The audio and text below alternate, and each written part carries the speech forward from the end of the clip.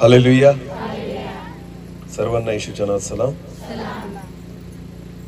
प्रभूला धन्यवाद या उपकार स्तुती सभेबद्दल की परमेश्वराने या ठिकाणी ह्या गावामध्ये एक सुंदर सहभागिता घडून आणली. मी जिवंत परमेश्वराला धन्यवाद देतो. परत एकदा पिता पुत्र पवित्र आत्म्याला टाळ्या वाजून प्रभूला आपण धन्यवाद देतो, कारण तोच त्या योग्य आहे. आमेन.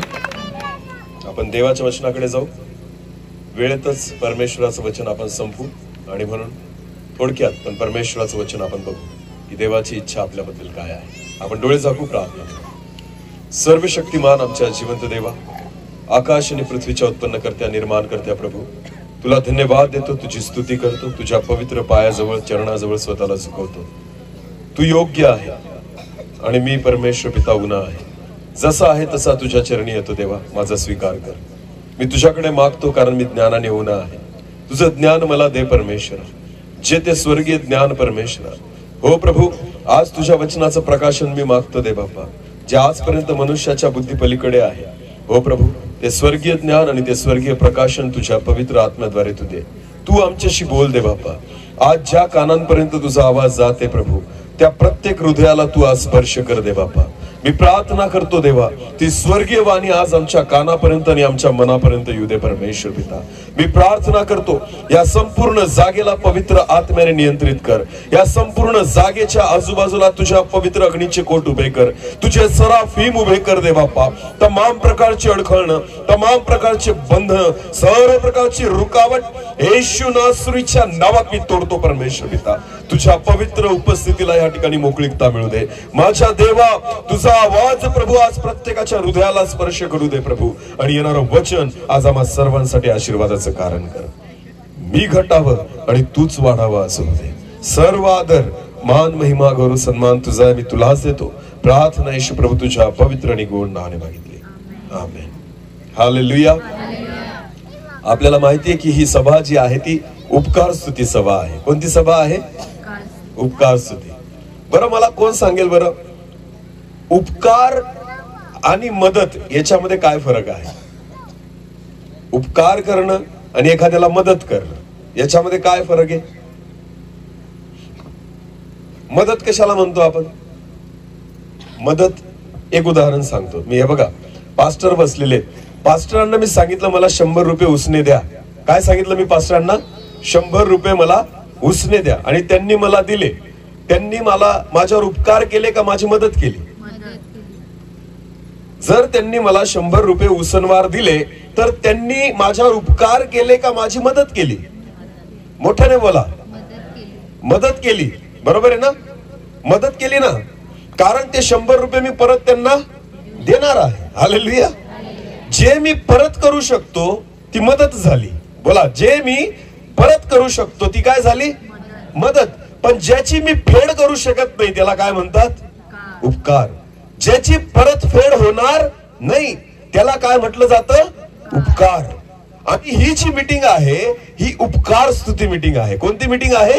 उपकार स्तुती मीटिंग. तुम्हाला एक उदाहरण सांगतो आणि मग आपण देवाच्या वचनाकडे जाऊ. एक मुलगा होता जो अनाथ होता. नीट लक्ष द्या सगळ्यांनी. सगळ्यांना कळती भाषा? हा. एक मुलगा होता जो अनाथ होता, फार गरीब होता, त्याला आई वडील नव्हते. तो भंगार गोळा करायचा. काय गोळा करायचा? रोज भंगार गोळा करायचा. आणि ते भंगार विकून जो पैसा यायचा त्याच्याने थोडस जेवायचा आणि बाकीचा जो पैसा होता त्याच्याने तो शिक्षण घ्यायचा. कळतंय सगळ्यांना?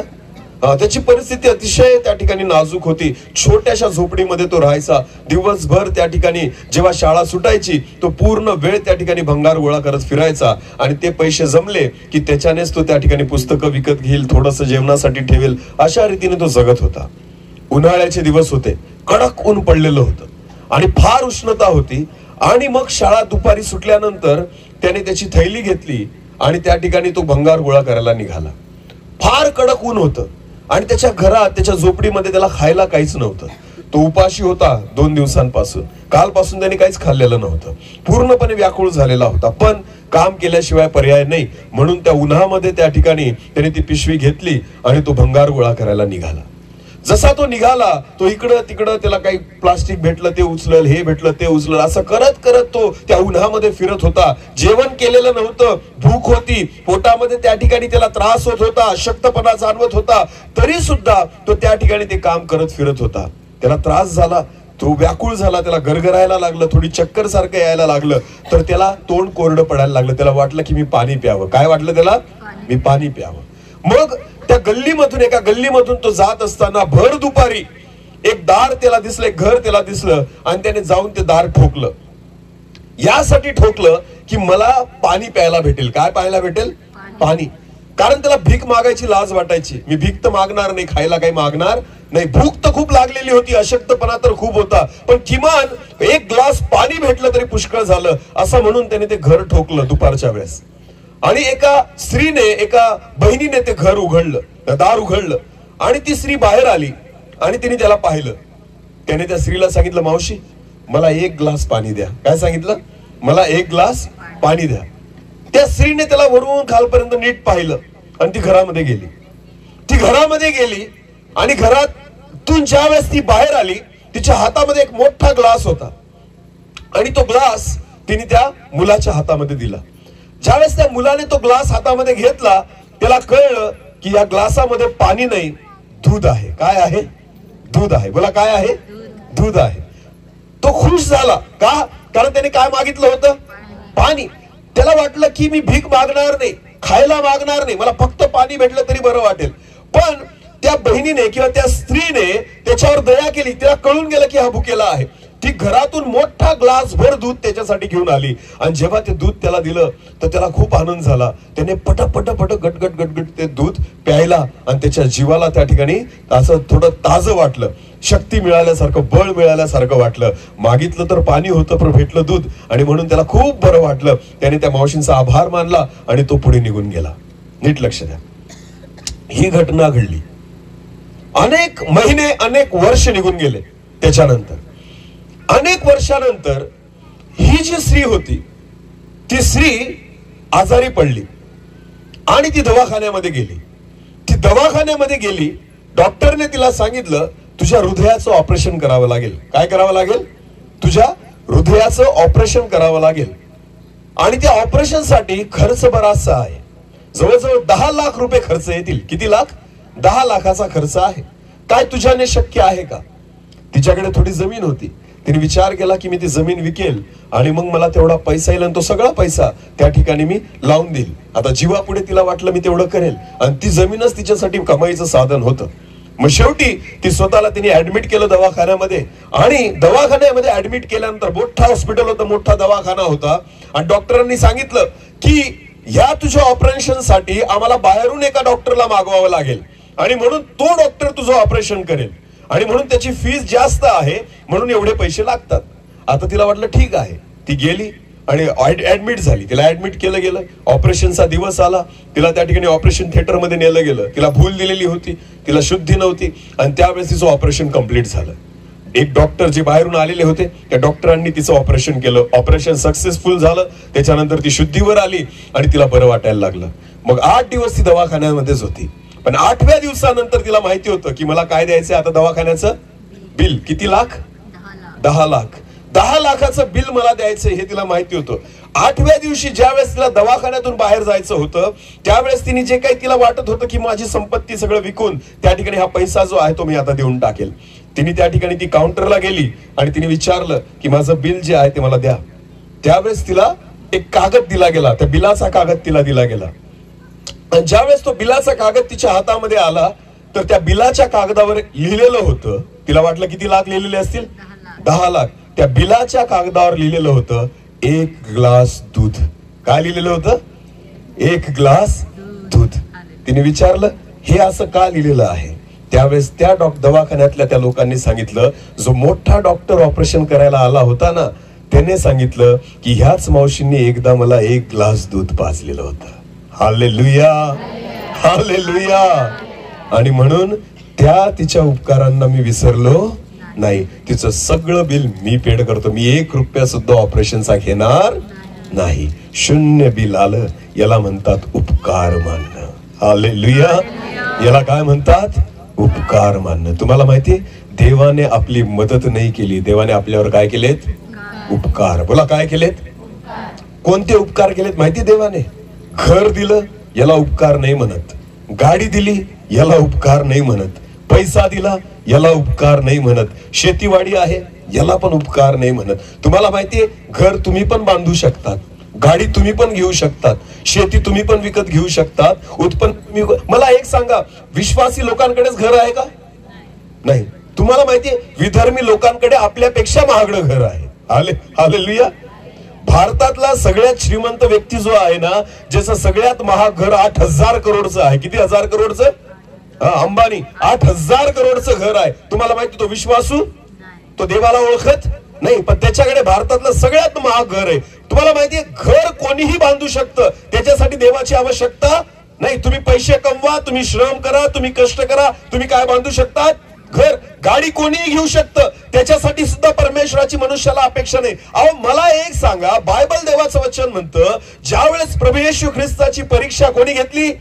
सैतानाने घेतली. तर सैतान येशूला काय म्हणतो? वाचू आपण वचन, चला काढा बरं. मत्तई कृत शुभवर्तमान याचा 4था अध्याय वचन 8 आणि 10, 8 ते 10. मत्तई कृत शुभवर्तमान अध्याय 4 वचन 8 पासून पुढे.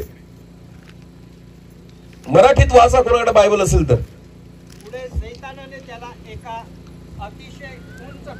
बायबल असं म्हणतं येशूला सैतानाने एका अतिशय उंच डोंगरावर नेलं आणि बायबल म्हणतं सैतानाने येशूला जगातले सर्व राज्य आणि त्याचं वैभव दाखवलं आणि त्याला म्हटले तू माझ्या पाया पडून मला नमन करशील. कोण म्हणतोय असं? सैतान कोणाला म्हणतोय? येशू कोण आहे? देवाचा पुत्र. देवाच्या एकुलत्या एका मुलाला सैतान ऑफर देतोय. देवाच्या एकुलत्या एका मुलाला सैतान त्या ठिकाणी डील करतोय आणि सैतान म्हणतो जर तू माझ्या पाया पडून मला नमन करशील. हालेलुया. समजतंय की मी काय सांगतोय? सैतानाने जगातलं सगळं वैभव दाखवलं. वैभव कशाला म्हणतात जगातलं? मला सांगा. जगातलं वैभव काय? श्रीमंती. बरोबर आहे ना? मोठमोठ्या बिल्डिंगा आहे की नाही? आहे की नाही? महागड्या गाड्या, सोनं चांदी, पैसा अडका, याला जगातलं काय म्हटलं जातं? वैभव. बोला जगातलं काय आहे? आणि देव येशूला सैतानाने काय दाखवलं जगातलं? मोठमोठे राजवाडे, मोठमोठे महल, मोठमोठ्या इमारती आणि अनेक पैसा, अनेक संपत्ती, हिरे जवाहीर मोती, सोनं चांदी आणि सर्व प्रकारचं वैभव हे सैतानाने येशूला दाखवलं आणि काय म्हणतो की हे बघ हे सगळं वैभव बघ, तू फक्त माझ्या काय कर? पाय पड आणि मला नमन कर. पुढे काय? जर तू माझ्या पाया पडशील तर मी हे सगळे वैभव सगळं काही तुला देऊन टाकेल. हालेलुया. अरे पैसा जो आहे ना तो सैतान पण देऊ शकतो, घर जे आहे ना तो सैतान पण देऊ शकतो, गाडी जी आहे ना तो सैतान पण देऊ शकतो. तुम्हाला माहितीये येशूला तो सांगतो देवाच्या पुत्राला तू माझ्या पाया पड मी तुला देऊन टाकेल. अरे मूर्खा, हे सगळं बनवलंच कोणी? बनवलं कोणी? सैतानाला एवढी पण अक्कल नाही की जो बनवणारा आहे त्यालाच तू म्हणतो हे तुला देऊन टाकेल. हालेलुया. हालेलुया. समजतं मी काय सांगतोय? सैतान येशूला सुद्धा अशा पद्धतीची ऑफर देतो की तू माझ्या पाया पड मी तुला हे वैभव देऊन टाकेल. तुम्हाला काय वाटतं? तुम्हाला सैतान ऑफर नाही देणार? देणार नाही. जगातल्या लोकांना मला एक सांगा ना, आज त्यांच्याकडे पैसा, त्यांच्याकडे गाडी, त्यांच्याकडे बंगला, ह्या सगळ्या गोष्टी देव नाही लागत ह्या गोष्टींसाठी. हे तर सैतान पण देऊ शकतो. हालेलुया. तुम्हाला माहितीये जे सैतान नाही देऊ शकत ते देव देतो. आमेन. आमेन. नीट लक्ष द्या. गाडी, बंगला, पैसा, सोनं चांदी आणि जे काही जगामधली संपत्ती आहे ती सैतान पण देऊ शकतो. पण तुम्हाला माहितीये देवाने काय दिलं? देवाचे उपकार हे आहेत की त्याने आपला एकुलता एक पुत्र देऊन टाकला. आमेन. जे कोणी देऊ शकत? देवाने सार्वकालिक जीवन देऊन टाकलं, जे कोणी देऊ शकत नाही. देवाने स्वर्गीय जीवन तुम्हाला आणि मला दिलं, ते कोणी देऊ शकत नाही. हेच आहे उपकार. आमेन. हेच आहे उपकार जे आपल्याने फेडले जाणार नाही. याला म्हणतात उपकार जे देवाने तुमच्यावर आणि माझ्यावर केलेले आहेत. आमेन. अरे चांगलं घर बांधून काय कराल? झोप चांगली लागायला पाहिजे. हालेलुया. सोन्याचं बी घर बांधलं, झोप लागली नाही तर चालेल का? अरे बोला, चालेल का? चांदीच्या ताटामध्ये जेवत असाल, पण जर डॉक्टरनी सांगितलं असेल मटण खायचं, मग काय फायदा त्या चांदीच्या ताटाचा? हालेलुया. काय उपयोग आहे का? आहे का? साधी चटणी भाकर खा पितळीच्या ताटामध्ये, समजते तुम्हाला? पण पचली पाहिजे. आमेन. पण खाता आली पाहिजे, याला म्हणतात आशीर्वाद. आमेन. माझा ख्रिस्त, माझा प्रभू जीवन देण्यासाठी आला, तो ह्या सगळ्या गोष्टी देण्यासाठी आला नाही. लक्षात घ्या, जे सैतान देऊ शकत नाही ते माझा परमेश्वर देतो. आमेन. जे तुम्ही कमवू शकत नाही ते माझा परमेश्वर देतो. जे मनुष्य मिळवू शकत नाही ते माझा परमेश्वर देतो. जे तुमच्याने शक्य नाही ते माझा परमेश्वर देतो. म्हणून आम्ही आमच्या देवाची काय करतो? उपकार स्तुती. हालेलुया. म्हणून आम्ही आमच्या देवाची काय करतो? उपकार स्तुती. हालेलुया. सगळ्यांनी हात टेकले होते माझ्या मागे, माझ्या बायकोनी बी हात टेकले होते, याची दारू नाही सुटत असं. समजते का? आमचं लव्ह मॅरेज आहे. माझी बायको तिथं बसली बघा. तिला माहिती होतं हा पितो, तरी लग्न केलं माझ्याशी. त्यावेळेस बरं का, आता नाही पित. नाही तर तुम्ही म्हणाल याची अजून पण चालू आहे, आपण पण चालू करू उद्यापासून. अजिबात नाही. हालेलुया. ज्या वेळेस मी बीएडला नवापूरला होतो, ती पण नवापूरला होती बीएडला. ती विदर्मी परिवारातून आहे, ती ख्रिस्ताला ओळखत नव्हती. आणि मी नामधारी होतो. मी काय होतो? नामधारी. नुसतं चर्चला जायचं, बसायचं आणि बाहेर आलं का परत तेच दंगडे सुरू. समजते का? असं जीवन होतं माझं. तरी सुद्धा तिने माझ्यावर लग्न केलं. मला नाही माहिती काय पाहून केलं, कारण कलर पण माझा तिच्यापेक्षा. आता देवालाच माहिती काय पाहून लग्न केलं. हालेलुया. ठीक आहे, केलं पण नाही का, पण आज भलं झालं की नाही का? आमेन. देवाची योजना असती. आमेन. मला हे म्हणायचंय, तुम्हाला माहिती का, परमेश्वराच्या योजना मनुष्याच्या बुद्धीपलीकडे असतात. हालेलुया.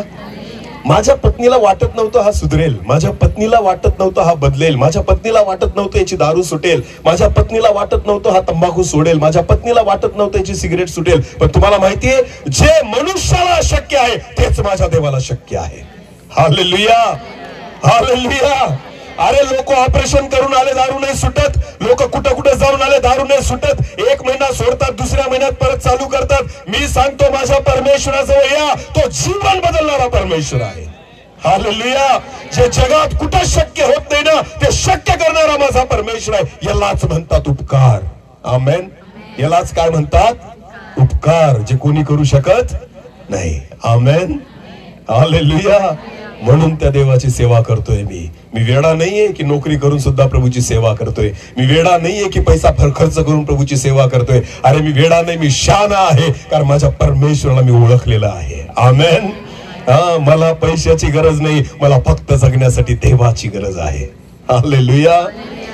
पैसा नाही लागत जगण्यासाठी. मी तुम्हाला सांगतो, घरदार नाही लागत जगण्यासाठी, गाडी बंगला नाही लागत जगण्यासाठी. जगण्यासाठी जिवंत परमेश्वर सोबत असणं गरजेचं आहे. आमेन. आमेन. ज्यावेळेस म्हणून बायबल म्हणतं, देवाचं वचन म्हणतं, आपण वाचतो स्तोत्र संहितामध्ये 23 मध्ये काय वाचतो? परमेश्वर माझा मेंढपाळ आहे, मला काही ऊन पडणार. बोला, कोण माझा मेंढपाळ आहे? परमेश्वर माझा मेंढपाळ आहे, मला काही ऊन पडणार नाही. लक्षात घ्या, ज्याचा मेंढपाळ देव आहे, ज्याचा मेंढपाळ परमेश्वर आहे, त्याला कोणत्याच गोष्टीची कमी आणि घटी पडणार नाही. देवाचं वचन सांगतो, अनुभव घेऊन पहा परमेश्वर किती चांगला आहे. आमेन. माझ्या देवाच्या चांगुलपणाचा मी अनुभव घेतला, म्हणून आज त्याची उपकार स्तुती करत आहे. हालेलुया. हालेलुया. अरे चख कर मैंने जाना है यहोवा कैसा भला है. चव घेऊन पाहिली माझ्या परमेश्वराची, तो किती चांगला आहे. त्याच्या प्रेमाची मी चव चाखलेली आहे. माझा परमेश्वर किती प्रेमळ आहे ना, याचा मी अनुभव घेतलेला आहे, म्हणून आज त्याची उपकार स्तुती करत आहे. आमेन. जे कोणीच करू शकत नाही ते कोणी केलं? बोला, कोणी केलं? याला म्हणतात उपकार. हालेलुया.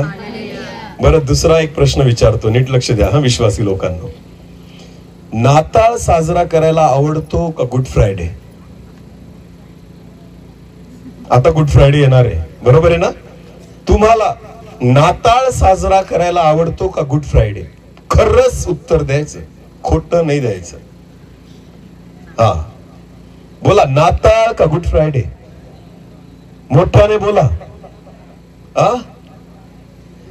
खरंच बोला ना, काय अडचण नाही. माझं तेच म्हणणं आहे, धाकाने बोलू नका, पण खरं बोला. कारण आपण कोणासोबत बसलोय? आपल्यामध्ये कोण आहे? कोण आपल्याशी बोलतोय? देव. हालेलुया. मला विसरून जा, फक्त आवाज ऐका माझा. हालेलुया. फक्त काय ऐका? आवाज. कारण तोच देवाचा आहे. आमेन. मला नका बघू, त्या देवाला बघा जो आपल्यामध्ये आहे. मग मला सांगा, काय आपल्याला साजरा करायला आवडतो? नाताळ का गुड फ्रायडे? मोठ्याने नाताळ. बरोबर आहे ना? बरोबर आहे की नाही? खरं सांगा, येशू जन्माला येणं हे आपल्यावर केलेले उपकार आहे का तो त्याने आपल्यावर केलेले उपकार आहे? उपकार कोणते? येशू जन्माला आला हा उपकार आहे का येशू आपल्यासाठी मेला हा उपकार आहे? बोला बोला बोला. मेला हा उपकार आहे. आमेन. पण आपल्याला काय साजरा करायला आवडतं? जन्म. बोला काय? कारण नाताळाला नवीन कपडे ना. नाताळाला काय भेटतात? नवीन कपडे. नाताळाला चर्च सजवलेलं असतं, नाताळाला घर सजवलेलं असतं, नाताळाला चर्च मध्ये डान्स असतात, नाताळाला कार्यक्रम असतात, नाताळाला आपल्याला गोड धोड खायला भेटतं, करंजी, सांजोरी, अजून काय डोनट वगैरे, चिवडा, सगळं काही घरी केलेलं असतं. त्यानंतर नाताळाला अजून काय काय असतं? नाताळाला मंडळीचं एकत्र जेवण असतं. बरोबर आहे ना? त्याच्यामध्ये पुलाव केला जातो, बिर्याणी केली जाते. वा वा वा. नाताळ हा उत्सव आहे, नाताळ आनंद आहे, नाताळ स्वतःसाठी आहे. तुम्हाला माहितीये, म्हणून आपल्याला नाताळ साजरा करायला आवडतो. का? कारण त्याच्यामध्ये कोणाला आनंद मिळतो? कोणाला आनंद मिळतो? बोला मला. बोला ना, कोणाला आनंद मिळतो? देवाला नाही आनंद मिळत. कोणाला आनंद मिळतो? स्वतःला. कारण कपडे कोणाला मिळतात? अरे बोला. गोड कोणाला खायला मिळतं? मटण कोण खातं? डान्स कोण करतं? आनंद कोण करतं? नाताळ हा तुमच्या आनंदाचा विषय आहे. पण तुम्हाला माहितीये, गुड फ्रायडे जेव्हा तुम्ही साजरा करतात तो देवाचा आनंद आहे. आमेन.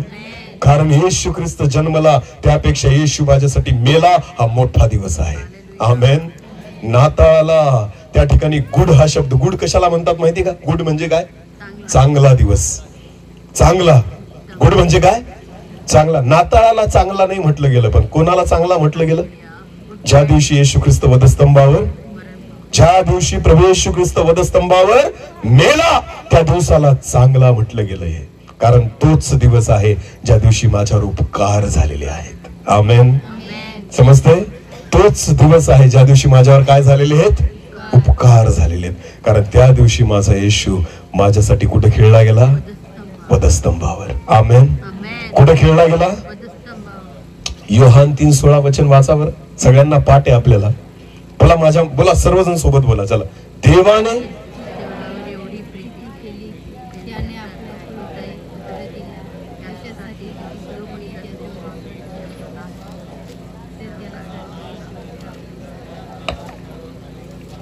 देवाने जगावर एवढी प्रीती केली, हालेलुया, की त्याने काय दिलं? घर दिलं. आपण आपल्या लेकरांवर प्रेम करतो की नाही? मग आपल्या लेकरांना आपण काय काय देतो सांगा? आपण आपल्या लेकरांवर प्रेम करतो. आपण आपल्या लेकरांना काय देतो? चांगले, बोला, चांगले कपडे, चांगलं शिक्षण, चांगल्या शाळेत टाकतो. बरोबर आहे की नाही? त्यांना लागणारी प्रत्येक वस्तू चांगली आपण पुरवण्याचा प्रयत्न करतो. चांगलं शिक्षण पाहिजे माझ्या लेकराला, शाळा चांगली शोधू, इंग्लिश मीडियम मध्ये टाकू, तिथं पैसे भरू, सगळ्या गोष्टी चांगल्या करतो. माहिती तुम्हाला, देवाने जेव्हा आपल्या लेकरांवर प्रेम केलं, तुमच्या आणि माझ्यावर प्रेम केलं, देवाने काय काय दिलं आपल्याला? कपडे दिले. कपडे दिले का? घर दिलं मोठं? नाही. देवाने आपल्याला गाडी दिली. अरे बरेच लोक म्हणतात या ख्रिस्ती लोकांना पैसा मिळतो. पैसा नाही मिळत रे. आम्ही पैशामुळे येशू मध्ये नाही, देवाने त्याच्या पुत्राला दिला म्हणून आम्ही त्याच्यामध्ये आहोत. हालेलुया. एकुलत्या एका पुत्राला देऊन टाकलं त्या परमेश्वर पित्याने, म्हणून आज आम्ही त्याच्यामध्ये आहोत. हालेलुया.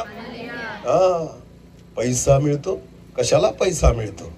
आमचा देव आम्हाला भिकारी राहूच देत नाही. मग याच्यात काय आमची चूक आहे? आमेन. येशूच्या नावाने भीक मागणारा भिकारी अजून कुठंच पाहिलेला नाही मी. तुम्ही पाहिला असेल तर मला दाखवा, लिहून घ्या माझ्याकडून कोऱ्या कागदावर. येशूच्या नावाने भीक मागणारा भिकारी मला अजून दिसलेला नाही. कारण माझा येशू कधी भीक मागूच देत नाही. आमेन. आमेन. खरंय की खोटं आहे? खरंय की खोटं आहे? आशीर्वाद माझ्या देवाकडून आहे. आम्ही आशीर्वादासाठी प्रभूकडे नाही आलो, पण ज्याने त्याच्या एकुलत्या एका पुत्राला देऊन टाकलं ना, त्याच्यामुळे आज आम्ही त्याच्यामध्ये आहोत. Hallelujah, hallelujah. अरे द्या, एकुलत्या एका पुत्राला द्याल तुम्ही? द्याल का? सगळी संपत्ती एकीकडे ना आपले लेकरं एकीकडे. परमेश्वराने आपल्यावर एवढं प्रेम केलं, माझ्यावर एवढं प्रेम केलं की त्याने त्याच्या एकुलत्या एका मुलाला सुद्धा स्वतःसाठी ठेवलं नाही. हा, एखादी कोंबडी देऊन टाकाल तुम्ही, समजते का? प्रेम करून एखादी काय देऊन टाकाल? पास्टरांना घरी बोलवतात ना जेवायला, कोणती कोंबडी कापतो आपण? जी गुंगायला लागलेली आहे.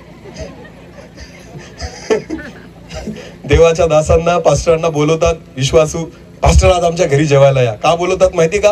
कारण आता एक कोंबडी मरणार, अशी पण मरणार आहे, त्यापेक्षा कोणाच्या पोटात जाईल? पास्टरांच्या. आणि पास्टर काय देऊन जातील? अरे वा रे, तुम्ही गुंगलेली कोंबडी पास्टरांना खाऊ घातली, आशीर्वाद भेटेल? अरे बोला. आपण देतो तर देतो, गुंगलेली कोंबडी देतो, ती चांगली सुद्धा देत. अरे समजतंय का? समजतंय का? हालेलुया. हे आपलं देणं आहे. देवाने एकुलता एक पुत्र देऊन टाकला. आमेन. चर्च मध्ये फाटक्या नोटा टाकतो आपण. कोणत्या नोटा? अरे बोला ना. ज्या दुकानात कुठं चालत त्या कुठं चालतात? कुठं चालतात?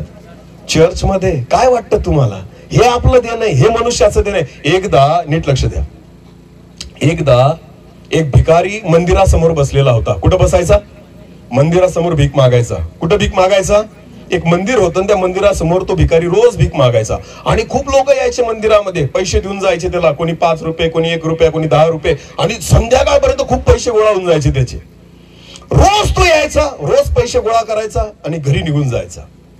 त्या मंदिरातला जो पुजारी होता ना, तो रोज त्या भिकाऱ्याची गंमत बघायचा. मग एके दिवशी काय झालं, बऱ्याच दिवसांनी त्या पुजाऱ्याने संध्याकाळच्या वेळेस सगळे लोक निघून गेल्यानंतर त्या भिकाऱ्याला बोलवलं. त्याला म्हटलं इकडे ये. तो भिकारी आला त्याचा कटोरा घेऊन, पैसे बिशे घेऊन. त्या भिकाऱ्याला त्या पुजाऱ्याने सांगितलं, का रे तुला लाज नाही वाटत? ज्या देवाच्या नावाने भीक मागतो त्या देवाला पण थोडंफार देत जा. समजते का? त्या भिकाऱ्याला पुजाऱ्याने काय सांगितलं? ज्या देवाच्या नावाने भीक मागतो ना, त्या देवाला पण थोडंफार दान देत जा. भिकारी काय बोलला माहिती तुम्हाला? भिकारी म्हणतो, मी रोज देवाला देतो म्हणे. काय बोलला भिकारी? मी रोज देवाला देतो. पुजारी म्हणतो, कशाला खोटं बोलतो म्हणे, अजून 1 रुपया तू टाकलेला नाही, कशाला खोटं बोलतो? भिकारी म्हणतो, नाही मी रोज देवाला देतो म्हणे. म्हणे कसं काय? तर तो भिकारी बोलला पुजाऱ्याला, संध्याकाळी जेव्हा माझा सगळा गल्ला गोळा होतो, सगळे पैसे गोळा होतात, तर त्यावेळेस मी मंदिराच्या समोर उभा राहतो. कुठे उभा राहतो? मंदिराच्या समोर उभा राहतो. आणि त्या कटोऱ्यातले सगळे पैसे मी असे वर फेकतो म्हणे. कुठे फेकतो? वर फेकतो. आणि देवाला सांगतो, तुला जेवढे ठेवायचे ते ठेव, बाकी सगळे मला परत दे. हालेलुया. काय म्हणतो? सगळे पैसे वर फेकतो आणि देवाला सांगतो, तुला जेवढे पाहिजे तेवढे ठेव, बाकी सगळे मला परत दे. मग जेवढे खाली पडतात ते कोणाचे? मग देतो ना म्हणे मी देवाला. हालेलुया. असे लोक नेहमी भिकारीच राहतात. समजते? असे लोक नेहमी काय राहतात? भिकारीच राहतात. त्यांना कधीच काही मिळत नाही. भिकाऱ्यांचं सगळ्यात फेवरेट वचन कोणतं आहे बरं? भिकाऱ्यांचं सगळ्यात फेवरेट वचन कोणतं आहे? मागो तो तुम्हे मागा म्हणजे बस. हे भिकाऱ्यांचं फेवरेट वचन आहे, विश्वासणाऱ्यांचं नाही. नीट लक्ष द्या. हा, कारण देवाचं वचन म्हणतं, तुम्ही प्रथम त्याचे राज्य धार्मिकता मिळवण्यासाठी झटा, बाकी सगळ्या गोष्टी तुम्हाला फक्त मागा म्हणजे मिळेल एवढंच तुम्हाला माहिती का? त्याच्या पुढे काय लिहिलंय? शोधा म्हणजे आणि ठोका म्हणजे. त्या भानगडीत आपण पडत, आपण फक्त मागा म्हणजे पाळायचं तर पूर्ण वचन पाळा. कारण वचन फक्त असं नाही म्हणत मागा म्हणजे मिळेल. शोधा म्हणजे आणि ठोका म्हणजे तुमच्यासाठी तिन्ही ह्या गोष्टी करा तर ते वचन पूर्ण होतंय. आमेन. नुसतं मागणारे जर असतील ना तर तुम्ही भिकारी आहात. काय आहात? प्रोफेशनल भिकारी. बोला काय? चांगल्या कपड्यातले भिकारी. कारण तुमच्या पुढं एकच वचन आहे. कोणतं? अरे बोला. मागा म्हणजे मिळेल. अरे ज्याने देवाने एकुलता एक पुत्र देऊन टाकला, आता काय मागायला राहिलेलं आहे? हालेलुया. ज्या परमेश्वराने स्वतःचा एकुलता एक पुत्र ठेवला नाही, त्या देवाने त्याला सुद्धा स्वतःसाठी ठेवलं नाही, त्या देवाने एकुलता एक मुलगा देऊन टाकला तुमच्या आणि माझ्यासाठी. आता देवाकडे मागायला काय राहिलंय मला सांगा की तुम्ही मागताय. आमेन. सगळं तर देऊन टाकलं. येशूच्या नावात आरोग्य, येशूच्या नावात आशीर्वाद आहे, येशूच्या नावामध्ये उद्धार आहे, येशूच्या नावामध्ये चंगाई आहे, येशूच्या नावात बंधनं तुटतात, येशूच्या नावात भूत पळतात, येशूच्या नावात श्राप तुटतात. सगळ्या गोष्टी तर येशूच्या नावामध्ये आहे. परमेश्वराने येशूलाच देऊन टाकलं. अजून काय मागतायत त्याच्याकडे? हालेलुया. हा, अजून काय राहिलंय मागायसारखं? जे दिलंय ना ते स्वीकारा. आमेन. जे देवाने दिलं ते घेत नाही आणि दुसरंच मागतो देवाकडे. देवाने काय दिलंय आपल्याला सांगा? कोणाला दिलं देवाने? येशूला. बोला, कोणाला दिलं? त्याला घरात घेत नाही, बाकी सगळं मागतो. हालेलुया. अरे त्याला घरात घ्या, बाकी सगळ्या गोष्टी भेटतील. आमेन. तो राहिला बाहेर आणि आपण बाकी सगळ्या गोष्टी मागतोय. समजते तुम्हाला? जे दिलंय ना ते स्वीकारा. आमेन. देवाने त्याचा एकुलता एक पुत्र देऊन टाकला. हालेलुया. येशू ख्रिस्त या जगामध्ये आला आणि स्वतःचं जीवन त्याने तुम्हाला आणि मला देऊन टाकलं. मला एक सांगा ना, आज समजा आपल्या घरामध्ये एखादा व्यक्ती आजारी पडला, एखादा घरामध्ये आपला एखादा व्यक्ती जर समजा मरायला टेकलेला असेल, स्वतःचं जीवन द्याल त्याच्या जीवनाबदल्यात? द्याल का? नाही. भले तुम्ही पैसा खर्च कराल, प्रॉपर्टी विका, सगळ्या गोष्टी कराल, पण स्वतःचा प्राण त्याच्या मोबदल्यात देऊ शकत नाही. पण देवाने एकुलत्या एका पुत्राला तुमच्या आणि माझ्या प्राणाच्या मोबदल्यात देऊन टाकलं. आमेन. मरणार कोण होतं? बोला आपण. बोला मी. पापात कोण होतं? मी. नाशात कोण होतं? नाश कोणाचा झाला असता? आणि मेला कोण? कोणाला मारलं गेलं? रक्त कोणाचं सांडलं गेलं? खिळे कोणाला ठोकले गेले? वधस्तंभावर कोणाला खिळलं गेलं? येशूला. मी पापात होतो, मी नाशाकडे चाललेलो होतो, मला शिक्षा होणार होती, माझी सगळी शिक्षा प्रभू येशू ख्रिस्ताने स्वतःवर घेतली. आमेन. मी वेडा नाहीये त्या प्रभूची सेवा करण्यासाठी इथं. मी वेडा नाहीये की रात्रंदिवस त्याच्यासाठी पळतोय. त्या देवाचे उपकारच इतके आहेत ना की ते उपकार मी कधीच फेडू शकत नाही. यालाच म्हणतात उपकार स्तुती. आमेन. त्याचे उपकार मी कधी विसरणार नाही, कारण ते उपकार कधीच कोणी करू शकत नाही. आमेन. जे कोणीच करू शकत नाही ते जेव्हा देव करतो ना, त्याला काय म्हणायचे? उपकार. बोला, काय म्हणायचे? उपकार. आमेन. हालेलुया. एक वचन वाचू चला आपण. कलसेकरास पत्र याचा पहिला अध्याय. कलसेकरास पत्र याचा पहिला अध्याय, वचन 12 ते 14. कलसे 1 वचन 12 ते 14.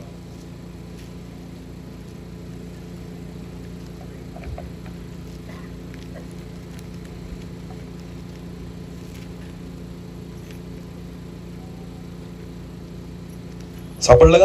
आणि ज्याने तुम्हाला प्रकाशातील पवित्र जनांच्या वचनाचे विभागी होण्याजोगे केले, ज्याने तुम्हाला प्रकाशाच्या पवित्र जनांचे विभागी होण्यासाठी केले, त्या पित्याची तुम्ही उपकार स्तुती करा. आमेन.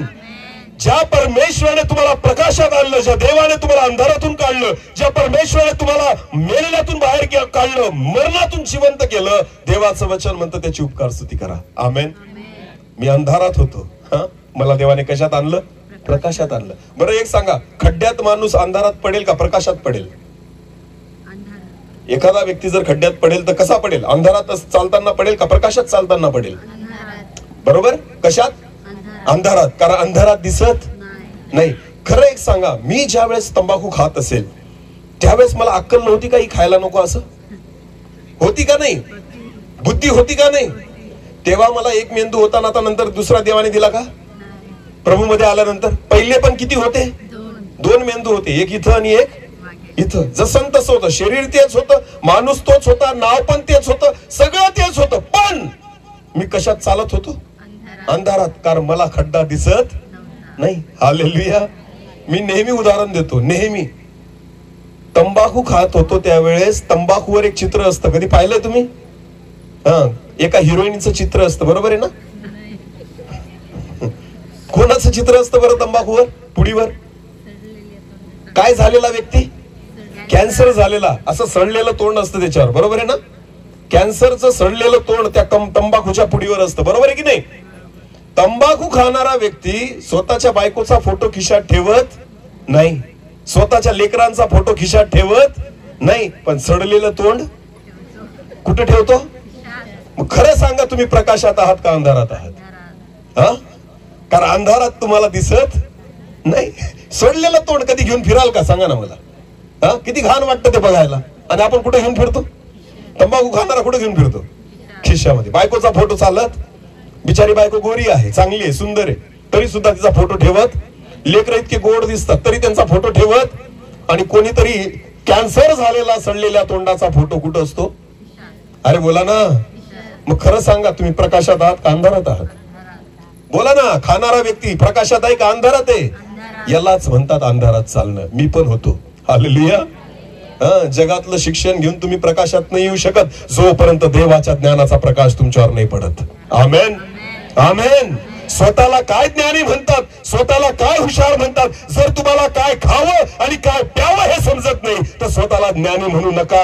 आमेन. ज्या दिवशी तुम्हाला कळायला लागेल की माझ्यासाठी काय चांगलं आणि माझ्यासाठी काय वाईट आहे समजून घ्यायचं तुम्हाला ज्ञान प्राप्त झालं. हालेलुया. हा, मी इतक्या वर्ष मूर्ख होतो, पण ज्यावेळेस देव कळला मी ज्ञानी झालो. आमेन. कारण देवाने मला अंधारातून कशात आणलं? प्रकाशात. पुढचं वचन वाचा. त्याने आपल्याला अंधाराच्या सत्तेतून काढून आपल्या प्रिय पुत्राच्या राज्यात आणून ठेवलं. आमेन, आमेन. म्हणून तर आज आम्हाला दिसायला लागलं की अरे तंबाखू खाणं चांगलं नाही. Hallelujah, hallelujah. आज कोणी मला किती पण पैसे दिले आणि सांगितले ना हे सडलेलं तोंड खिशात ठेव, मी ठेवणार. कारण आता माझे डोळे उघडलेले आहेत. आमेन. आता मी अंधारात, मी कुठं आहे? प्रकाशात. आमेन, आमेन. याला म्हणतात प्रकाशात चालणं. जर तुम्ही स्वतःहून स्वतःच्या शरीराचा नाश करतायत, तुम्हाला जे शरीरासाठी चांगलं नाही ते तुम्ही खातायत, तुम्हाला एक सांगा ना, तुम्ही स्वतः खड्ड्यात पडतायत याचा अर्थ तुम्ही खरंच प्रकाशात आहात का? प्रकाशात चालताना समोर खड्डा दिसला, तुम्ही उडी माराल? तुम्ही त्याच्यामध्ये पाय टाकाल? नाही, कारण तुम्हाला तो दिसतोय. हालेलुया.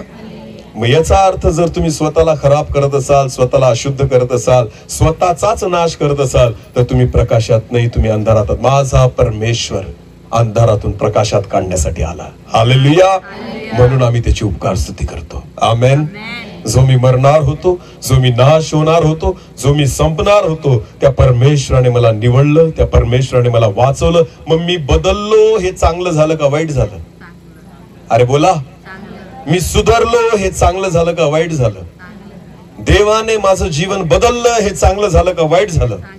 मग का पोटात दुखतं? हालेलुया. बायकोशी भांडत असेल ना नवरा पिऊन पिऊन, चल कोणीच गल्ली मधला सोडवायला येणार नाही. आणि हा काही विश्वासू झाला आणि याने दारू सोडली की सगळे येऊन म्हणतील याने धर्म बदलला. आणि बायकोला कुत्र्यासारखा मारायचा तेव्हा कोणी सोडवायला जात नव्हतं. मर तसाच आणि तिला पण मार, काही फरक नाही. पण आज बदलला, दारू सोडली आणि त्या ठिकाणी तो देवासारखा वागायला लागला तर जमत नाही. माझ्यासारखा टुक्कार व्यक्ती नव्हता. पिंपळनेर मध्ये अजून पण माझे जुने मित्र आहेत, त्यांना विचारा. विसरवाडीमध्ये माझे जुने मित्र आहेत, त्यांना विचार. लांब कशाला जातात? विसरवाडीत एखाद दिवशी भेटतील तुम्हाला, ते सांगतील अरे हा आमच्या सोबतच बसून प्यायचा. असं खरं मानायचं, खोटं नाही. हा, विचारा त्यांना, ते पण सांगतील तुम्हाला. ही माझी साक्ष आहे. आमेन. एक टुक्कार होतो मी, एक पूर्णपणे बिघडलेला व्यक्ती होतो मी. मग मला एक सांगा, मी आज सुधारलो, चांगलं झालं का वाईट झालं? चांगलं झालं का वाईट झालं? बिघडल्यांची कमी आहे पण चांगल्यांची कमी. मग चांगला वाढला, चांगलं झालं का वाईट झालं? मग सांगा ना, परमेश्वराने जे केलं ते चांगलं केलं का वाईट केलं? आमेन. म्हणून तर त्याची उपकार स्तुती करतोय. Hallelujah, hallelujah. देवाने मला जीवन दिलं म्हणून त्या हे जीवन प्रभूसाठी मी अर्पण केलेलं आहे. आमेन, आमेन. यालाच म्हणतात देवाची उपकार स्तुती करणं. जे कोणाच्याने शक्य नव्हतं ते माझ्या देवाला शक्य होतं. हालेलुया.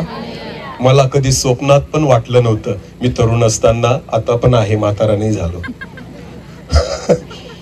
असं मला कधीच वाटलं नव्हतं की मी देवाची काय करेल? सेवा करेल, संदेश सांगेल, असं तर चुकून वाटलं नव्हतं. हालेलुया. कारण मला प्रार्थना नीट जमत नव्हती, संदेश तर फार दूरची गोष्ट आहे. आमेन. समजतं मी काय सांगतोय? चर्च मध्ये आपण ते तरुण मुलं किंवा मुली किंवा संडे स्कूलचे पोरं वचन बोलतात ना, बोलतात की नाही, पाठांतर करून, बरोबर आहे की नाही? आम्ही पण बोलायचो लहान, परमेश्वर माझा मेंढपाळ आहे, मला काही ऊन पडणार. आणि जर समजा एक शब्द अडकला तर पूर्ण वचन थांबून जातं, खरं आहे की नाही? कारण ती लिंकच बसत नाही, बरोबर आहे ना? मी पण लहान असताना बरेच वचन पाठ करायचो आणि तरुण झाल्यावर पण मला पाठ होती. तुम्हाला माहिती, तरी सुद्धा मला बोलता यायचं नाही. एकदा कॉलेजमध्ये मला वक्तृत्व स्पर्धेला पाठवलं होतं धुळ्याला, आणि आम्ही 1 नंबरचे टुक्कार कॉलेजमध्ये. आम्ही शिक्षकांना म्हटलं, कशाला उगाच आम्हाला पाठवताय, तुम्ही आमच्यात कधी बोलताना आम्हाला पाहिलं? ते म्हणे, अरे अशी पण तुम्हाला लाज नाहीये, तिथं जाऊन दुसरं काय होणार आहे? शिक्षकांना वाटलंय असा पण यांचा मान नाहीये, तिथं जाऊन दुसरं काय होईल, अपमानच होईल ना, कोणीच तयार नाही, त्यापेक्षा तुम्ही जा. त्यांना म्हटलं, भाडं भेटेल? म्हणे, हा भाडं पण भेटेल आणि जेवणाचे पण पैसे देऊ. म्हटलं, झालं आपली सोय. म्हणून आम्ही गेलो धुळ्याला. कुठे गेलो? धुळ्याला, कॉलेजला असताना. वक्तृत्व स्पर्धा म्हणजे काय? 10 मिनिटं बोलायचं. किती मिनिटं बोलायचं? दिलेल्या विषयावर 10 मिनिटं बोलायचं. आम्ही सगळे टुक्कार मित्र जे होतो ना सोबत गेलो. म्हटलं, चला आज पार्टी करू तिकडे जाऊन. पण स्पर्धेला जावं लागणार होतं कारण यांनी पैसे दिलेले होते. हालेलुया. गेलो आम्ही कॉलेजमध्ये धुळ्याच्या, आणि तिथे गेलो. म्हटलं, चला पटापट जाऊ. काय ते 10 मिनिटं आम्ही रट्टा मारून आलेलो होतो, पूर्ण पाठ करून आलेलो होतो. की म्हटलं 10 मिनिटं काय, 10 मिनिटं अशी निघून जातील, बोलून टाकू आपण पाठ करून.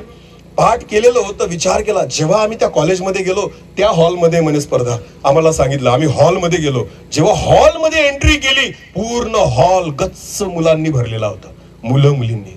आमचे हातपाय गळून गेले. जेव्हा तो हॉल पाहिला, एवढे लोक पाहिले ना, आमचा अर्धा जीव निघून गेला तिथंच. म्हटलं, हे एवढे यांच्या समोर बोलायचंय, पाठ तर केलेलं आहे. म्हटलं, ठीक आहे, काय अडचण नाही, अशी पण आपली लाज नाहीये, जाईल किती अजून. परत विचार केला. बसलो तिथं जाऊन, एकेकाचा नंबर यायला लागला प्रत्येक कॉलेजमधून. आमचं पण नाव पुकारलं, माझं नाव पुकारलं, आणि मला पुढे गेलं. मी पुढे गेलो. तुम्हाला माहिती, एवढी पब्लिक पाहिली, हातपाय तर अर्धे गळालेलेच होते, अर्धा मेलेलोच होतो. पण दुसरी एक महत्वाची गोष्ट काय होती माहिती, तिथं कॅमेरा लावलेला होता समोर. काय लावलेला होता?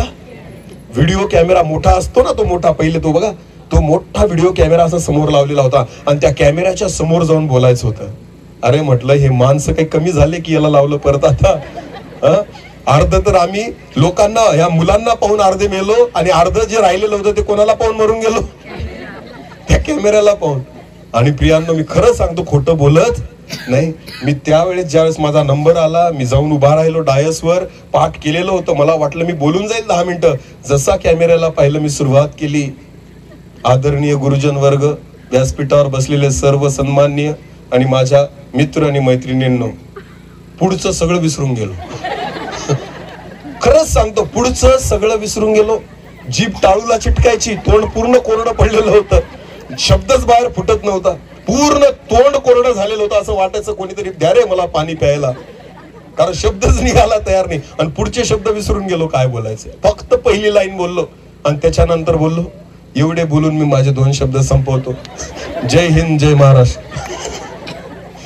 खूप हसले आम्हाला पोरं, खूप हसले. नाईलाज होता, नाईलाज होता. बोलताच येत नाही तर बोलणार काय? तोच व्यक्ती आज तुमच्या समोर उभा आहे. आमेन. ज्याला 1 मिनिट बोलता आलं नाही, आज तो 1 तास बिना बघायचं बोलू शकतो. ही केवळ माझ्या देवाची कृपा आहे. आमेन, आमेन. देवाचं वचन म्हणतं, तुम्ही नाही बोलले तर दगड ओरडतील, धोंडे ओरडतील. आमेन. मी दगडच होतो, त्या देवाने ह्या दगडाला फाजर फोडला. मी तुम्हाला सांगतो, हे आहे माझ्या देवाचं काम, म्हणून मी त्याची उपकार स्तुती करतो. आमेन. ज्याची लायकी नव्हती, ज्याची योग्यता नव्हती, त्या परमेश्वराने ज्यांना योग्य बनवलं ना, ज्याला अंधारातून काढून प्रकाशामध्ये आणलं, म्हणून मी त्या परमेश्वराची उपकार स्तुती करतो. आमेन. अनुभव घेऊन पहा परमेश्वर किती चांगला आहे. आमेन. नुसतं आहे ना, ऐकून नाही होत काही गोष्टी, आणि नुसतं बोलून पण नाही होत. मी म्हणतो अनुभव घ्या ना, चॅलेंज देतो. माझा प्रभू आहेच असा की जर तुम्ही अनुभव घेतला ना, तुम्हीच त्याला बिलगाल. आमेन. तुम्हीच त्याला सोडू शकत नाही. हालेलुया. तो जर माझ्यासारख्या व्यक्तीला बदलू शकतो ना, माझा विश्वास आहे तो कोणालाही बदलू शकतो. आमेन. देवाला अशक्य काहीच नाही. आमेन. अनुभव घेऊन पहा परमेश्वर किती चांगला आहे. आमेन. हालेलुया. म्हणून तुम्हाला सांगतो प्रियांनो, उपकार ते आहेत जे देवाने आपल्यावर केले, की जे माझ्याने शक्य नव्हतं, जे कोणा मनुष्याने शक्य नव्हतं, ते ज्या देवाने आपल्या जीवनामध्ये शक्य केलेलं आहे ना, त्याच गोष्टीला उपकार असं म्हटलं जातं. आमेन, आमेन. एक शेवटचं वचन वाचू आपण. सुंदर वचन आहे, मला खूप आवडतं हे वचन. रोमकरास पत्र याचा 5वा अध्याय. रोमकरास पत्र याचा 5वा अध्याय, वचन 7 आणि 8. रोम 5 वचन 7 आणि 8. सुंदर वचन आहे. नीतिमान मनुष्यासाठी कोणी मरणारा नीट लक्ष द्या. येशू बद्दल म्हटलेलं आहे बघा. पौल म्हणतो नीतिमान मनुष्यासाठी मरणारा, कोणी मरणारा विरळा, विरळा. बघा देवाचं वचन काय म्हणतं, चांगल्या माणसासाठी कदाचित कोणी मरून जाईल, जीव देईल. बरोबर आहे की नाही? कोणी चांगला असेल त्याच्यासाठी एखादा मरायला तयार सुद्धा होईल. हालेलुया. आता मला एक सांगा, नीट लक्ष द्या. एखादे मंत्री पाहिले का तुम्ही? मंत्री लोक पाहिलेत का? त्यांच्या आजूबाजूला बॉडीगार्ड असतात. कोण असतात?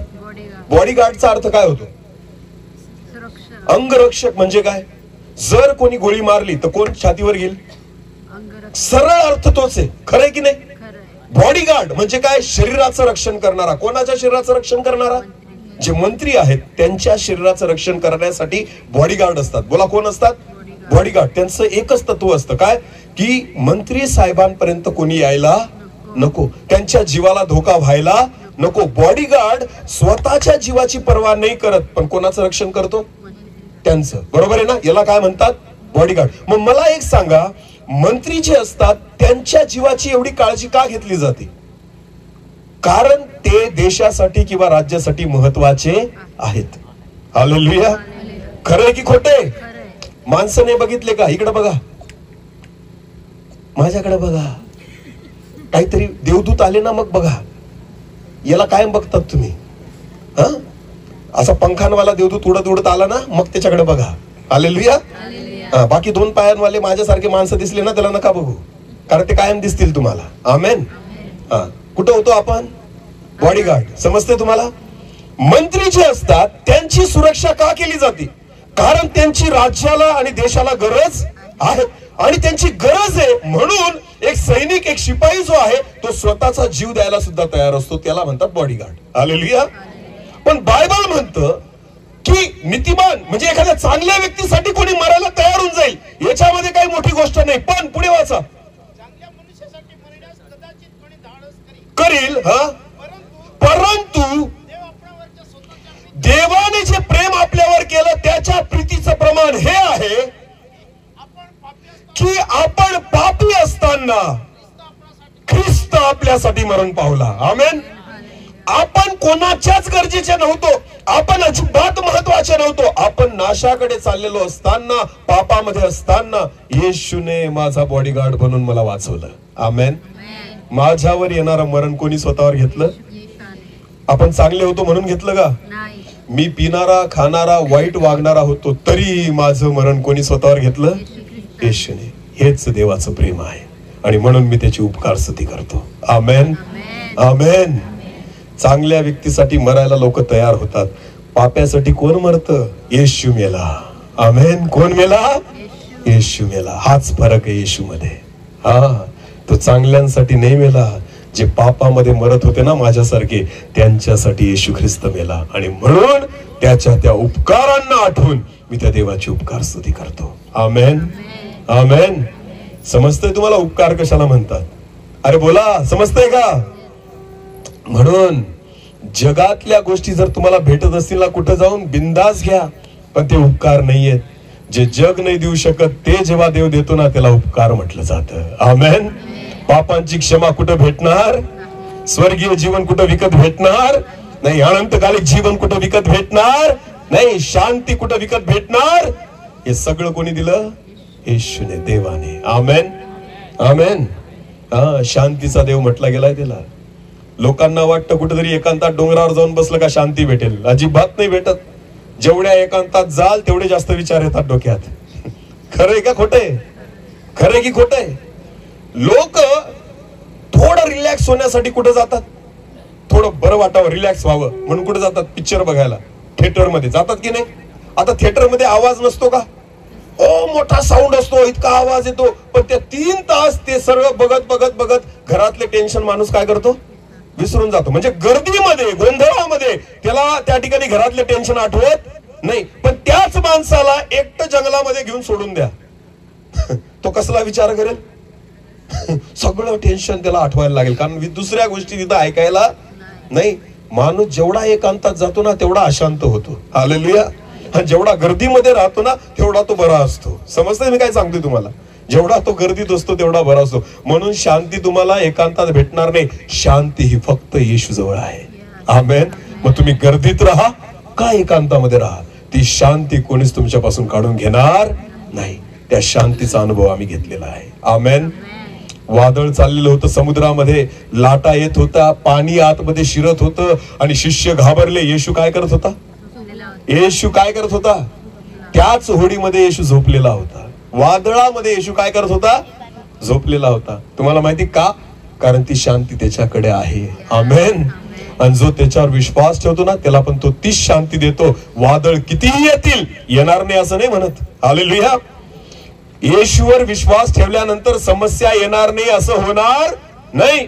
समस्या तोपर्यंत येतील जोपर्यंत तुम्ही जिवंत आहात. हालेलुया. लास्ट एक शेवटचं उदाहरण सांगतो, नीट लक्ष द्या. एकदा एक बाई चर्च मध्ये आली पास्टरांकडे प्रार्थना करायला. कशासाठी आली? प्रार्थना करायला. आणि पास्टरांना तिने मीटिंग सुटल्यावर सांगितलं, पास्टर माझ्यासाठी प्रार्थना करा. म्हणे काय विनंती तुझी? मला कधीच दुःख यायला नको, मला कधीच संकट यायला नको, मी कधीच आजारी पडायला नको, माझ्या जीवनात कोणतीच समस्या यायला नको, अशी प्रार्थना करा म्हणे. पास्टरांनी तिच्या डोक्यावर हात ठेवला आणि पास्टरांनी प्रार्थना केली, प्रभू येशू मी प्रार्थना करतो की आजच रात्री तुला हिला उचलून घे. आजच रात्री तू हिला काय कर? उचलून घे. तिने जेव्हा ही प्रार्थना ऐकली पास्टरांचा हात झटकून दिला आणि म्हटली, पास्टर काय बी प्रार्थना करतात? आणि खरंच देवाने ऐकली, मग मरून गेली. मग पास्टर तिला म्हटले, बाई अशी चुकीची प्रार्थना कशाला करायला लावते? कारण तुझे आजार कायमस्वरूपी जाणार नाही, समस्या कायमस्वरूपी जाणार नाही, दुःख कायमस्वरूपी जाणार नाही, संकट कायमस्वरूपी जाणार नाही. जर तुला कायमस्वरूपी या गोष्टी दूर करायच्या असतील ना तर फक्त एकच जागा आहे. कुठं? स्वर्ग. बोला कुठं? जिथं आजार नाही, संकट, टेन्शन, फक्त स्वर्ग एक मात्र अशी जागा आहे जिथं या गोष्टी नाही. मग तुला मी काय प्रार्थना केली की देवा हिला काय कर? उचलून घे. कुठं उचलून घे? स्वर्गामध्ये. मग चुकीची का? बरोबर आहे प्रार्थना, बरोबर आहे. हालेलुया. शांतीत फक्त त्याच्याकडे आहे. आमेन. आनंद त्याच्याचकडे आहे. लक्षात घ्या, जीवन जगत असताना ह्या गोष्टी येतील जातील, पण ह्या सर्व परिस्थितीमध्ये माझा प्रभू तुम्हाला स्थिर ठेवेल. हालेलुया. त्याची शांती कोणीच तुमच्या अंतःकरणातून काढून घेणार नाही. आमेन. आमेन. विश्वासाने सांगतो, अनुभव घेऊन पहा परमेश्वर किती चांगला आहे. आमेन. याचा अनुभव मी प्रत्येक दिवशी घेतो. मी देवाचा दास आहे, हसणारा दिसलो, तुम्हाला हसवत असलो, याचा अर्थ असा नाही राहत की माझ्या जीवनामध्ये समस्या नाही. अनेक आहेत, पण मला माहितीये त्या समस्या मला निराश करू शकत नाही, त्या समस्या मला प्रभूपासून दूर करू शकत नाही. बायबल देवाचं वचन म्हणतं, ख्रिस्ताच्या प्रीतीपासून तुम्हाला कोण विभक्त करील? जगातली कोणतीच गोष्ट ही तुम्हाला ख्रिस्ताच्या प्रीतीपासून विभक्त करू शकत नाही. अनुभव घेऊन पहा परमेश्वर किती चांगला आहे. आमेन. आमेन. मी विश्वास ठेवतो, वेळ झालेला आहे, मी आता जास्त वेळ पुढे ओढणार नाही, पण मी एक सांगू इच्छितो, उपकार ते आहेत जे देवाने मनुष्यावर केले. जे कोणीच देऊ शकत नाही ते देवाने दिलं. एकुलत्या एका पुत्राला देऊन टाकलं. त्याचं नाव आहे येशू. हालेलुया.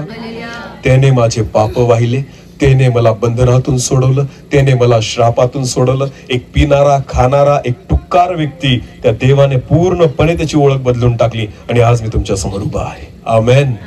जर देव मला बदलू शकतो, विश्वास ठेवा देव कोणालाही बदलू शकतो. आमेन. आणि त्या देवाने माझ्यावर हे उपकार केलेले आहेत, म्हणून त्या देवाची नेहमी मी उपकार स्तुती करतो आणि तीच उपकार स्तुती तुम्हीही करा, कारण देवाने आपल्यावर उपकार केलेले आहेत. आमेन. म्हणून घर, गाडी, बंगला, पैसा, अडका हे उपकार नाही, येशूला दिलं हे उपकार आहेत. आमेन. एकुलता एक पुत्र दिला हा उपकार आहे. पापांची क्षमा केली हा उपकार आहे. त्याने आपला उद्धार केला हा उपकार आहे. त्याने सार्वकालिक जीवन दिलं हा उपकार आहे. स्वर्गीय जीवनाचे वारीस होण्यासाठी त्याने आपल्याला निवडलं हा उपकार आहे. आमेन. आणि हे उपकार कधी विसरू नका. आमेन. आपण सर्वजण आपले डोळे झाकू. यावेळेस आपण प्रार्थनेमध्ये जाऊ. प्रत्येक जण आपण प्रार्थनेमध्ये जाऊ. धन्यवाद पिता. माझ्या देवा, आम्ही प्रत्येक जण तुझ्या पवित्र चरणी येतो. तू आम्हाला सहायता कर. तुझ्या पवित्र उपस्थितीमध्ये आम्ही येतो दे बाप्पा. हालेलुया. आज तुझा अनुभव तू आम्हाला दे प्रभू. तुझ्या जवळ आम्ही इच्छितो परमेश्वर पिता. तुझे उपकार त्याची जाणीव आम्हाला तू कर परमेश्वर पिता. तुझं वचन सांगतं, जन्म देणारी आई तुम्हाला विसरेल, पण मी तुम्हाला कधीच विसरणार नाही. आज प्रत्येकाने तुझा अनुभव घ्यावा. परमेश्वर किती चांगला आहे याचा अनुभव घेऊन पहा. तुझं वचन सांगतं. एक छोटस कोरस घेऊ आणि आपण प्रार्थना करू. Thank you Jesus. धन्यवाद प्रभूजी. प्रत्येक जण आपले डोळे आपण बंद करू आणि ह्या गीतासोबत आपण देवाशी जोडलं जाऊ. तो आपल्यामध्ये आहे. तो इथंच आहे. ज्या ठिकाणी तुम्ही आहात तिथं तो आहे. फक्त आज त्याचा अनुभव घ्या. मनापासून त्याला हाक मारा. येशूच्या नावामध्ये आज तो तुम्हाला स्पर्श करेल. Thank you Jesus. तुमच्या जीवनामध्ये आज कसलीही कमतरता असू द्या, ज्या देवाने स्वतःच्या एकुलत्या एका पुत्राला स्वतःसाठी नाही राखलं, तो आज तुम्हाला प्रत्येक गोष्ट देण्यासाठी समर्थ आहे. विश्वास ठेवा. Thank you Jesus.